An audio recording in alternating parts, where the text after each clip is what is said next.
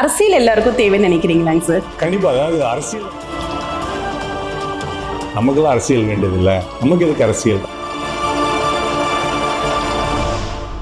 ஏறக்குறைய 99% எதிர்பார்க்காதபடி வந்தது. இந்த 2K கிட்ஸ், ஜென்சி கிட்ஸ் எல்லாம் வந்து நியூஸ் பேப்பர் யாரும் படிக்கிறது இல்லையா? நடிகர் சிவகுமார் ஐயா அவர் எவ்வளோ பெரிய ஜெயண்ட், லெஜெண்ட் அப்படின்லாம் நமக்கு தெரியும். தமிழ் வந்து ஒரு எனக்கு மிகப்பெரிய ஸ்ட்ரெஸ் பஸ்டர் அப்படின்னு நான் சொல்லுவேன். பட் வெல்ஃபேர் மெஷர்ஸ் நிறைய இன்க்ரீஸ் பண்ணிகிட்டே போய் கடன் அதிகமாகிட்டு போகும்பொழுது அந்த கடன் சுமையை வந்து டாக்ஸ் பேயர்ஸ் தலையில் தான் வந்து விடியும். வணக்கம் நேயர்களே, நான் அகிலா. நான் Ramapriya Kannan, certified international makeup artist. அறக்கூற்ற யூடியூப் சேனலுக்கு உங்களை அன்போடு வரவேற்கிறேன். இந்த சேனல்ல கரண்ட் அஃபேர்ஸ் பத்தின நிறைய தகவல்களை பகிர்ந்துக்க போறோம். சேலத்துல பிரபல கண் மருத்துவரான நம்ம சேனல் ஹீரோ டாக்டர் செல்வரங்கம் சாரை மீட் பண்ணி அவர்கிட்ட நிறைய விஷயங்களை பகிர்ந்துக்கலாம். வணக்கம் டாக்டர் சார். வணக்கம். உங்களுக்கும் அறக்கூற்று நேயர்களுக்கும் அன்பான வணக்கம். எப்படி இருக்கீங்க? நல்லா இருக்குமா? நீங்க ரெண்டு பேரும் எப்படி இருக்கீங்க? மகிழ்ச்சி. அறக்கூற்று அது என்னங்க சார்? அறக்கூற்று அந்த பேர் வச்சதுக்கான காரணம்? அறம் அப்படின்னா நேர்மை, கூற்று அப்படின்னா நம்ம சொல்ற ஸ்டேட்மெண்ட், நம்ம பேசுற பேச்சு, அந்த ரெண்டையும் சேர்த்து அறக்கூற்றுங்கிற பேர் வச்சிருக்கோம். ஆனால் அறம் அப்படிங்கிறது வந்து சிலப்பதிகாரத்தில் வரும். அரசியல் பிழைத்தோருக்கு அறம் கூற்றாகும்னு வரும். அதுக்கு ரெண்டு பொருள் உண்டு. ஒன்றும் அரசியல் இருக்கவங்கெல்லாம் நேர்மையாக நடக்கணும் அப்படிங்கிற ஒரு பொருள், அது எந்த காலத்துக்கு ஒத்து வராத பொருள் தான், பட் இதனால ஒரு பொருள் இருக்குது. ரெண்டாவது வந்து அரசியல் பிழைப்பவர்கள் வந்து தவறு செஞ்சால் அந்த அறமே அவர்களுக்கு எமனாக முடியும் அப்படிங்கிறது தான். அதுதான் அந்த பாண்டியன் நெடுஞ்செழியனுக்கு நடந்தது சிலப்பதிகாரத்தில். அந்த ரெண்டையும் பொருள்படுத்துகிற மாதிரி தான் அந்த அறக்கூற்று அப்படிங்கிற பேரை இந்த சேனலுக்கு நம்ம வச்சுருக்கோம். நிறைய வந்து நேர்மையான விஷயங்களை வந்து மக்களுக்கு சொல்லணும், உள்ளதை உள்ளபடி சொல்லணும் அப்படின்னா யாரும் சொல்லியாலும் நிறைய பேர் சொல்கிறாங்க, நம்மளும் சொல்லுவோம், அவ்வளோதான். அது மக்கள் பார்த்து எடுத்துக்க வேண்டியது, அவ்வளோதான். அப்படிங்கிற ஒரு ஐடியாவில் தான் இந்த சேனல் நம்ம ஆரம்பிச்சிருக்கோம். இதில் நிறைய கரண்ட் அஃபேர்ஸ் பற்றி நம்ம நிறைய பேச போகிறோம்.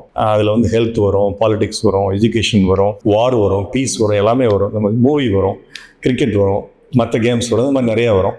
ஸோ அதை எடுத்து பேசும்பொழுது நம்ம என்ன உண்மையான தகவல் சொல்கிறோமோ அது வந்து நேரலுக்கு போய் சேரணும் அப்படிங்கிறதுக்காக அந்த சேனல் நம்ம ஆரம்பிச்சிருக்கோம். மகிழ்ச்சி சார். சேலத்தில் பிரபல கண் மருத்துவரான உங்கள் ஸ்கூல், காலேஜஸ் பற்றி சொல்லுங்கள் சார். ஸ்கூல் வந்து அப்பா கவர்மெண்ட் ஸ்கூல் ஹெட் மாஸ்டராக இருந்தார். அதனால் வெவ்வேறு ஊரில் பணியாற்றப்போ அந்தந்த ஊரில் நான் படித்தேன். ஆனால் கடைசியாக +2 முடிக்கும்போது நான் ஈரோட்டில் படித்தேன். ஈரோட்டில் கவர்மெண்ட் ஸ்கூலில் படித்து முடித்தோடனே சென்னை ஸ்டான்லி மருத்துவக் கல்லூரியில் MBBS முடித்தேன்.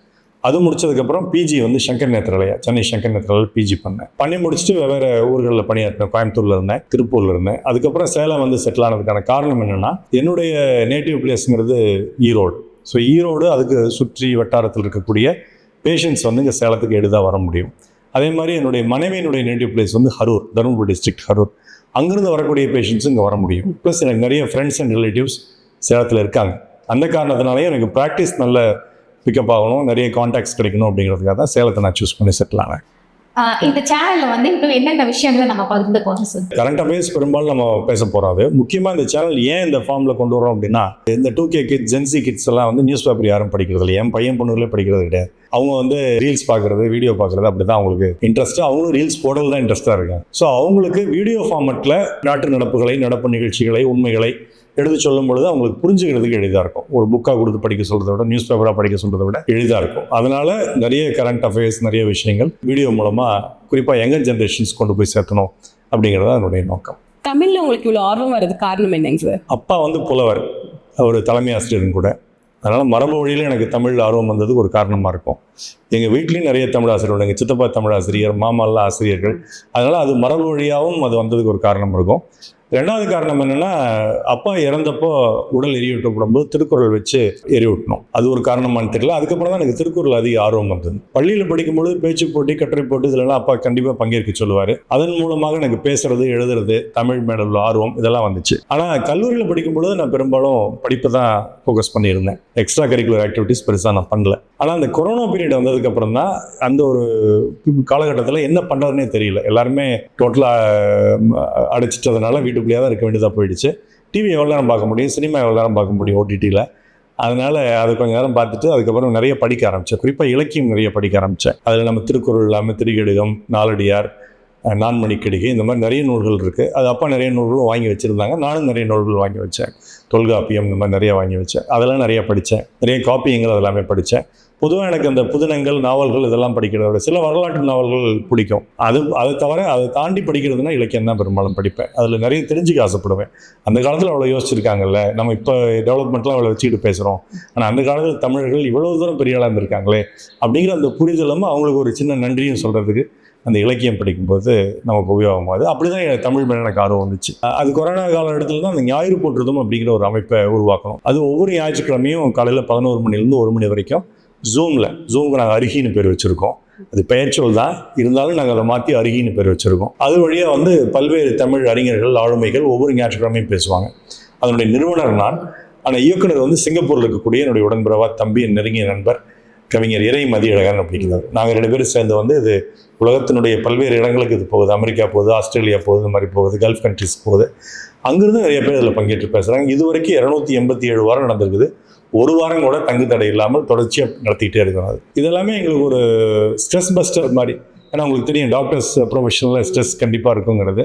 எனக்கு வேறு எந்த பழக்கமும் கிடையாது. தமிழ் வந்து ஒரு எனக்கு மிகப்பெரிய ஸ்ட்ரெஸ் பஸ்டர் அப்படின்னு நான் சொல்லுவேன். அதனால தமிழ் மேலே எனக்கு ஆர்வம் வந்துச்சு. ரொம்ப மகிழ்ச்சி சார். குரலுக்காக நீங்க ஒரு சேனல் ஆரம்பிச்சு இன்னைக்கு சக்சஸ்ஃபுல்லா பண்ணிட்டு இருக்கீங்க சார். உங்களுடைய கண் மருத்துவம் அப்படிங்கிறது எவ்வளவு அளவுக்கு நீங்க அங்க ஒர்க் பண்றீங்கிறது தெரியுது. வாரத்துல 7 நாளுமே நீங்க ஷெட்யூல் வச்சிருக்கீங்க. அப்போ இந்த 7 நாளை தாண்டி நீங்க எப்படி இதுக்காக டைம் ஸ்பெண்ட் பண்றீங்க? ஸோ எப்படி உங்களால மேனேஜ் பண்ண முடியுது? குரல் சேனல் அப்படிங்கிறது வந்து முதல்ல ஒரு குட் மார்னிங் மெசேஜ் வாட்ஸ்அப் வந்த புதுசில் அதுக்கு ஒரு குட் மார்னிங் போடுவோம். பல பேர் எதையாவது எடுத்து போடுவாங்க, எனக்கு அதில் விருப்பம் இல்லை. அதனால் குரல் எடுத்து குரலினுடைய தமிழ் பொருள் எடுத்து அனுப்பிச்சிட்டு இருந்தேன். அப்போ சில பேர் பார்த்துட்டு நீங்கள் அதுக்கு ஆங்கில பொருளும் கொடுங்க அப்படின்னு சொன்னதுனால இங்கிலீஷ் மீனிங்கும் கீழே போட்டேன். நான் சில கவிதைகள் எழுதுவேன். சில பேருக்கு ஒரு கவிதை மாதிரி கூட எழுதுங்கன்னாங்க. அதனால் துளிப்பா அப்படின்னு சொல்லிட்டு அந்த குரலுக்கான பொருளை ஒரு கவிதையோட வெளியே அனுப்பிச்சேன். முனைவர் ஞானசம்பந்தம் வந்து மதுரையில் இருக்காரு. அவர் பட்டிமன்ற பேச்சாளர், எனக்கு நெருங்கிய நண்பர். அவர் அதை பார்த்துட்டு என்ன சொன்னார்னா, டாக்டர் நீங்கள் நல்ல பொருள் போடுறீங்க, அது ஆடியோ ஃபார்மில் போடுங்க. ஒலி செய்தியாக போடும்போது நிறைய பேர் மற்ற வேலைகளை செஞ்சுக்கிட்டு காரில் பயணம் பண்ணும்போது அப்போல்லாம் அதை கேட்கும் பொழுது அதுக்காக தனியாக நேரம் ஒதுக்க வேண்டிய அவசியம் கிடையாது, நீங்கள் அப்படி போடுங்க அப்படின்னு சொன்னாங்க. அப்படி தான் முதல்ல அதுக்கு போட்டேன். அதுக்கப்புறம் என்னுடைய மகன் என்ன சொன்னால், உங்களுடைய பாடி லாங்குவேஜ் நல்லா இருக்குது, அதனால் நீங்கள் வந்து வீடியோ ஃபார்மில் போடுங்க அப்படின்னு சொன்னான். அப்படி சொன்னதுக்கப்புறம் தான் 289வது குரல்லேருந்து 1330 வரைக்கும் வீடியோ ஃபார்மில் யூடியூப்பில் இருக்குது. திருப்பி திடீர்னு போய் ஒருத்தர் பார்க்கும்போது ஒரு 15வது குரலுக்கு நான் என்ன பேசியிருக்கேன்னு கேட்டிருந்தா அங்கே தெரியாது.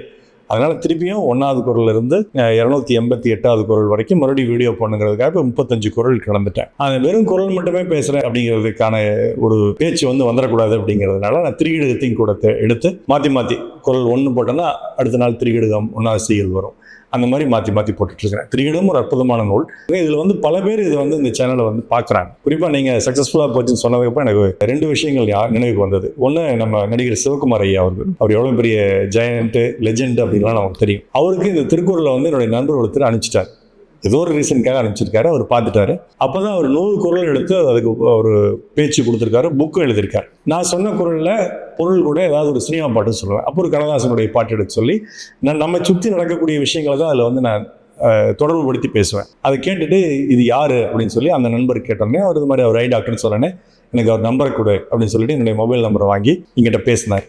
பேசிட்டு ரொம்ப நல்லா இருக்குங்க, கேட்குறதுக்கு ரொம்ப அற்புதமாக இருக்குது, நீங்கள் ஏதாவது சென்னை பக்கம் வந்தீங்கன்னா, நான் சேலம் பக்கம் வந்தாலும் பார்க்குறேன், நீங்கள் சென்னை பக்கம் வந்தால் வாங்க பார்க்கலாம் அப்படின்னாரு.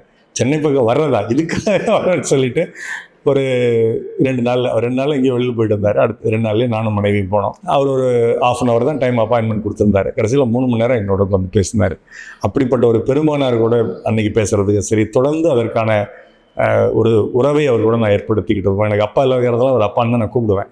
அந்த அளவுக்கு நெருக்கமான ஒரு உறவை அவர் கூட ஏற்படுத்துகிற மிக முக்கியமான காரணம் இந்த குரல் தான், இந்த யூடியூப் சேனல். அந்த மாதிரி பல கவிஞர்கள் பேர் நான் சொல்ல முடியும், பல ஆளுமைகள் பேர் சொல்ல முடியும். இவங்க எல்லாருமே எனக்கு குரல் மூலமாக கிடைச்ச உறவுகள் தான் சொல்லணும். அதனால தான் நீங்கள் சக்ஸஸ்ஃபுல்லாக போச்சுன்னு சொன்னோன்னே எனக்கு அதான் ஞாபகத்துக்கு வந்தது. அதுக்கப்புறம் இந்த சேனல் ஆரம்பிக்கலாம் போது இதில் எதுவுமே நம்ம குரல் பற்றி பேச போகிறதில்ல, அதில் எதுவுமே அரசியல் பற்றி பேச போகிறதில்ல, அல்லது வேற கரண்டாக பேசுறதை பற்றி எதுவும் பேச போகிறதில்ல. அதனால் இந்த சேனலை எக்ஸ்க்ளூசிவ்லி கரண்டாக பேச வைக்கணுங்கிறது. டைம் மேனேஜ்மெண்ட் அப்படிங்கிறது எனக்கு சின்ன வயசுலேருந்து டைம் மேனேஜ்மெண்ட்டில் ரொம்ப பர்டிகுலராக இருப்பேன். டைம் வேஸ்ட் பண்ணக்கூடாது அப்படின்ட்டு. அதனால் இன்னுமே என்னால் நிறைய பண்ண முடியும்னு நினைக்கிறேன் இப்போ பண்ணுறதை விட. அதனால் டைம் கண்டுபிடிக்கிறது ஒரு பெரிய வேலையாக இருக்காது. மிக்க மகிழ்ச்சிங்க சார். இவ்வளோ நேரம் உங்களை பற்றின தனிப்பட்ட கருத்துக்களை நேயர்கள் அனைவரும் ரொம்ப டீப்பாக தெரிஞ்சிருப்பாங்க. இப்போ நம்ம லேட்டஸ்ட்டாக எலெக்ஷன்ஸ் நடந்தது, ஸோ அதை பற்றின நம்ம கொஞ்சம் டிஸ்கஸ் பண்ணலாங்க சார். ஆமாம், ஏன்னா அதுதான் ஹாட் ஆன டாபிக். இப்போ தேர்தல் நடந்தது, தேர்தல் முடிவு வந்தது, பல பேர் எதிர்பார்க்காத முடிவு வந்தது, Yes. ஏறக்குறைய 99% எதிர்பார்க்காத முடிவு வந்தது. அப்படிங்கிறதுனால அது வந்து ஒரு ஹாட்டான டாபிக் தான். அதை பற்றி பேசலாம். உங்களுடைய கேள்விகள் என்னன்னு கேளுங்க, நான் சொல்கிறேன். அரசியல் எல்லாருக்கும் தேவைன்னு நினைக்கிறீங்களாங்க சார்? கண்டிப்பாக. அதாவது அரசியல் நம்ம எல்லாத்துக்கும் இருக்குமா? ஒரு கட்சி ஆரம்பித்து அந்த கட்சியினுடைய நம்ம உறுப்பினராகவோ அல்லது ஆதரவாளரோ இருந்தால் தான் அரசியலுங்கிறது கிடையாது. கட்சி சார்ந்தும் கட்சி இல்லாமலும் நம்ம அரசியல் இருக்கணும். ஏன்னா அரசியலுங்கிறது ஒன்று தான் வந்து நம்மளுடைய வழியே நிர்ணயிக்குது. ஒரு நாடு எப்படி போகணும், ஒரு குடும்பம் எப்படி போகணும். ஒரு அற்புதமான கவிதை ஒன்று இருக்கும். ஒரு பட்டாம்பூச்சி சிறகடிக்கும் போது அந்த காற்று கடலில் இருக்கிற கப்பலை அசைக்கிறதுன்னு. அது உண்மைதானே. இங்கே அந்த காற்று ஷேக் பண்ணுச்சுன்னா அந்த காற்று அப்படியே நகர்ந்துகிட்டே தான் போகுது. இந்த மாதிரி நிறைய பட்டாம்பூச்சிகள் சிறகடிக்கும் போது அது போய் கப்பலையே அசைக்குங்கிற மாதிரி. அந்த மாதிரி எல்லாமே அந்த உலகத்தில் இந்த நியூஸில் வந்து ஒன்னோட ஒன்று கனெக்ட் ஆகிருக்கு. அரசியலும் அப்படி தான். முதல்லலாம் என்ன நினைப்பாங்க, எங்கள் அம்மாவே என்ன சொல்லுவாங்கன்னா, நமக்கெல்லாம் அரசியல் வேண்டியதில்லை, நம்ம பாட்டுக்கு இருக்கிறோமா, நம்ம படிக்கிறோமா, நம்ம வேலை பார்க்குறோமா, சம்பாதிக்கிறோமா, நமக்கு எதுக்கு அரசியல் அப்படிங்கிற ஃபீலிங் இருக்கும். அரசியல் கட்சியில் போய் நம்ம சேர்ந்துக்கிட்டு வெளியில் போய் கோஷம் போட்டுக்கிட்டு அல்லது வேட்பாளராக தேர்தல் நிற்கணும் அப்படிங்கிறது இல்லை. ஆனால் அரசியலை பற்றிய புரிதல் நமக்கு இருக்கணும். அரசியல் என்ன நடக்குது நமக்கு தெரிஞ்சுக்கணும் அப்படிங்கிற நம்ம இல்லைன்னா அது நம்மளை நேரடியாகவோ மறைமுகமாகவோ பாதிக்குது. இப்போ ஒரு ஊழல் நடக்குதுன்னா அந்த ஊழல் நம்மளும் நேரடியாகவோ மறைமுகமாக பாதிக்கப்பட்டிருக்கும். ஒவ்வொரு குடிமகன் தலையிலையும் இவ்வளோ கடன் இருக்குதுன்னா நிச்சயமாக அந்த கடன் நம்மளும் பாதிச்சிருக்கும். நம்ம போய் பேங்க்கில் நேரடியாக கட்டாமல் இருக்கலாம், ஆனால் இன்டைரக்டாக டாக்ஸஸ் மூலமாக அது வந்து அரசாங்கத்துக்கு போய் தான் கட்டியாகும். அப்போ அது எதுக்காக அந்த கடன் வாங்கியிருக்காங்க, அதனுடைய நோக்கம் என்ன அப்படிங்கிறதெல்லாம் தெரிஞ்சுக்கிறதா அரசியல். ஒரு எக்ஸாம்பிளுக்கு சொல்கிறேன். அந்த மாதிரி எல்லாமே உலக அரசியலே தெரிஞ்சுக்கணும் அப்படிங்கிறது தான் என்னுடைய முக்கியமான விஷயம். எல்லாருமே தெரிஞ்சுக்கணுங்கிறது. மகிழ்ச்சிங்க சார். ஆல்ரெடி ஒரு ஹாட்டான டாபிக் தான் சட்டமன்ற தேர்தல். அதுலேயும் இப்போ நீங்கள் வந்து கடன் சொல்லிட்டீங்க. ஸோ இப்போ லேட்டஸ்ட்டாக வந்துட்டு ஒயிட் பேப்பர் வெள்ளை அறிக்கை கொடுத்துருக்காங்க. அதை பற்றின உங்கள் கருத்து என்னங்க சார்? இந்த வெள்ளை அறிக்கைங்கிறது பல அரசாங்கம் முன்னாடியே கொடுத்துருக்காங்கம்மா. இதற்கு முன்பு இருந்த அரசாங்கமும் நிதி அமைச்சர் வந்து வெள்ளை அறிக்கை கொடுத்துருக்காங்க. ஆனால் வெள்ளை அறிக்கை எப்பவுமே பார்த்தீங்கன்னா ஒரு பீரியட் ஆஃப் டைம் தான் எடுத்து கொடுக்க முடியும். ஜஸ்ட் அந்த 5 years மட்டும் எடுத்தது வெள்ளை அறிக்கை அப்படின்னு பொதுவாக கொடுக்கறதில்ல, இவங்க இப்படி கொடுத்துருக்காங்க. அதில் என்ன முக்கியமான விஷயம் அப்படின்னா, நம்மளுடைய கடன் சுமை அதிகமாக இருக்குன்னு சொல்கிறாங்க. ஆனால் கடன் சுமை ஏன் அதிகமாக இருக்குங்கிறதுக்கு பல்வேறு கருத்துக்கள் இருக்குது. அதில் முதல் கருத்து என்னென்னா, நம்ம ஸ்டேட்டில் வந்து நிறைய வெல்ஃபேர் மெஷர்ஸ் இருக்குது. ஏழைகளுக்கு இந்த 1000 ரூபா கொடுக்கறது, இலவச பேருந்து கொடுக்கறது, சிலிண்டர் கொடுக்கறது, இப்போ இவங்க அனௌன்ஸ் பண்ண மாதிரி சிலிண்டர் கொடுக்கறது, நான் முதல்வன் ஒரு திட்டம் வச்சு கல்லூரி மாணவர்கள்லாம் கொடுத்தாங்க, பெண்களுக்கு கொடுத்தாங்க, கல்லூரியில் படிக்கிற பெண்களுக்கு கொடுத்தாங்க. அது மாதிரி பலவிதமான நலத்திட்டங்கள்லாம் கொடுக்குறாங்க. இதுக்கு பணம் வேணும். இதுக்கு பணம் வந்து இங்கிருந்து சம்பாதிக்கிற பணம் பத்தாது அப்படிங்கிறதுனால தான் கடன் வாங்குறாங்க. பல பேருக்கு இந்த கேள்வி இருக்கும், நம்ம ஒரு பேங்க்ல போய் ஒரு 1 லட்ச ரூபா கடன் கேட்டாவே தர மாட்டேங்கிறாங்க, எப்படி கவர்மெண்ட்டுக்கு மட்டும் இவ்வளோ கடன் கொடுத்துட்டே இருக்காங்க அப்படிங்கிற கேள்வி இருக்கும். அதுக்கு என்ன பதில் அப்படின்னா, இது இவங்க போய் ஜஸ்ட் லைக் தட் எங்கேயும் போய் கடன் வாங்கிட முடியாது. அரசாங்கத்தை நான் சொல்கிறேன், ஜஸ்ட் லைக் தட் எங்கேயும் போய் கடன் வாங்கிட முடியாது. முதல்ல இதுக்கு மத்திய அரசு, ஒன்றிய அரசினுடைய பர்மிஷன் வேணும். ஒரு கடன் வாங்கணும்னா நாங்கள் இந்த ரீசனுக்காக இவ்வளோ கடன் வாங்கலான் இருக்குன்னு அவங்கள்ட்ட பர்மிஷன் வேணும். பர்மிஷன் கொடுத்ததுக்கப்புறம் இவங்க வந்து ஒரு பேங்க்லேயோ அல்லது இன்சூரன்ஸ் கம்பெனிஸ்லையோ அல்லது சென்ட்ரல் கவர்மெண்ட் நடத்துகிற சில ஏஜென்சிஸ்லையோ இவங்க வந்து கடன் வாங்கலாம். அதுக்கு சென்ட்ரல் கவர்மெண்ட் ஒரு லிமிட் வச்சுருக்காங்க. அந்த லிமிட்டை தாண்டி எந்த ஸ்டேட் கவர்மெண்ட்மே வாங்க முடியாது. அதனால் ஸ்டேட் கவர்மெண்ட் தன்னிச்சையாக போய் கடன் வாங்கலாங்களா அப்படின்னு கேட்டால் அது கிடையாது. கண்டிப்பாக சென்ட்ரல் கவர்மெண்ட்டுடைய பெர்மிஷனோட தான் அவங்க கடன் வாங்கியிருக்க முடியும். ஆனால் அந்த கடனை எதுக்காக வாங்கினாங்க அப்படின்னா, வெல்ஃபேர் மெஷர்ஸ்க்காக வாங்கியிருக்காங்க, மக்களுக்கு நல்லது பண்ணலாம் அப்படிங்கிறதுக்காக. ஆனால் மக்களுக்கு நல்லது பண்ணுறதுல என்ன நடக்கும்னா, மக்கள் மகிழ்ச்சியாக இருப்பாங்க, பணம் கிடைக்குது அப்படிங்கிற விதத்தில் மகிழ்ச்சியாக இருப்பாங்க. அவங்களுக்கு இருக்கக்கூடிய அந்த பொருளாதார நெருக்கடி கூட குறையும், நிச்சயமாக குறையும். ஆனால் அதில் வந்து கன்ஸ்ட்ரக்டிவாக அதுலேருந்து பணம் வர மாதிரி ஏதாவது ஒன்று இருக்கான்னா கண்டிப்பாக கிடையாது. இல்லை கேபிட்டல் இன்வெஸ்ட்மெண்ட் அப்படின்னு சொல்லுவாங்க, கேபிட்டல் எக்ஸ்பெண்டிச்சர் இன்வெஸ்ட்மெண்ட் சொல்லுவாங்க. அது வந்து வருமானம் வரக்கூடிய செயல். அந்த மாதிரி பர்பஸ்க்காக எதுவும் கடன் வாங்கின மாதிரி தெரியல. இந்த வெள்ளை அறிக்கையில் அப்படி சொல்லியிருக்காங்க. இன்னொன்று வெள்ளை அறிக்கையில் என்ன சொல்லியிருக்காங்கன்னா, ஊழல் மூலமாக நிறைய வந்து லீக்கேஜ் ஆகி போயிருக்கு, அந்த ஊழல்களை குறைச்சாலே நம்ம வந்து கடனை வந்து குறைக்க முடியும் அப்படிங்கிறாங்க. பட் என்னை பொறுத்த வரைக்கும் நான் எப்படி ஃபீல் பண்ணலாம், அது பெரிய அமௌண்ட்டாக இருக்குமான்னு எனக்கு தெரியல. மேபி ஒரு சிக்னிஃபிகன்ட் போர்ஷனாக கூட இருக்கலாம். பட் மெயினான விஷயம் என்னென்னா, அந்த கடன் வாங்கினதுலேருந்து வெல்ஃபேர் மெஷர்ஸ் மட்டும் இல்லாமல் அதை வச்சுக்கிட்டு இன்கம் வரக்கூடிய இன்கம் ப்ரொடியூசிங் ஆக்டிவிட்டீஸ்ன்னு பண்ணாதான் இந்த கடனை வந்து அடைக்கிறதுக்கான வாய்ப்புகள் இருக்குது அப்படிங்கிறது என்னுடைய கருத்து. இப்போ கேபிட்டல் எக்ஸ்பெண்டிச்சர் அது வந்துட்டு அதிகமாக இருக்குன்னு சொல்கிறாங்க. நம்ம மூலதனம் அதை விட நம்ம கடன் வட்டி கட்டுறோம் இல்லையா சார், வாங்கின கடனுக்காக கட்டுற வட்டி கேபிட்டல் எக்ஸ்பெண்டிச்சரை விட அதிகமாக இருக்குது அப்படின்ற மாதிரி ஒரு கருத்து இருக்குது. இதெல்லாமே ஓவர் கம் பண்ணி இனிமேல் வர வெல்ஃபேருக்கு நம்ம கவர்மெண்ட் வந்துட்டு ஏதாவது சப்போர்ட் பண்ணுவாங்களா, இல்லை அவங்க கொடுத்த அறிக்கையை வந்துட்டு நிறைவேற்றுவாங்களா? இல்லை, இதுக்கு ஒரு எக்ஸாம்பிள் சொல்லணும்னா, நீங்கள் வந்து ஒரு ஆஃபீஸ் வச்சுருக்கீங்க. அந்த ஆஃபீஸில் நீங்கள் சில புதுசாக சில எக்யூப்மெண்ட்ஸ் எல்லாம் வாங்கி வைக்கணும்னு நினைக்கிறீங்க, கம்ப்யூட்டரோ வாட் எவர் இட் இஸ் ஒன்று வாங்கி வைக்கணும்னு நினைக்கிறீங்க. ஆனால் அதுக்கு முன்னாடி நீங்கள் இந்த ஆஃபீஸ்க்கு இன்டீரியருக்கு, அந்த ஆஃபீஸ் கட்டினதுக்கு விளம்பரத்துக்கு, இதுக்கெல்லாம் நீங்கள் வந்து லோன் வாங்கியிருக்கீங்க. அப்போ முதல்ல உங்களுடைய ப்ரியாரிட்டி வந்து அந்த லோனுக்கு வட்டி கட்டுறதும் அசலோட சேர்த்தி வட்டி கட்டுறது உங்கள் ப்ரியாரிட்டியாக இருக்குமா, அல்லது புதுசாக ஒரு எக்யூப்மெண்ட் வாங்கலாங்கிறது உங்கள் ப்ரியாரிட்டியாக இருக்குமா? கண்டிப்பாக வட்டி கட்டுறது தான் உங்கள் அது வந்து முக்கியமான நம்ம கமிட்மெண்ட் நம்ம கொடுத்துருக்கோம். தனி மனிதனாக இருந்தாலும் அப்படி தான், அரசாங்கமாக இருந்தாலும் அப்படி தான். ஸோ அப்போ அந்த வட்டி, அந்த அசல் ஒரு பகுதி, இதை கட்டுறது தான் நம்மளுடைய முதல் ப்ரியாரிட்டியாக இருக்கும்.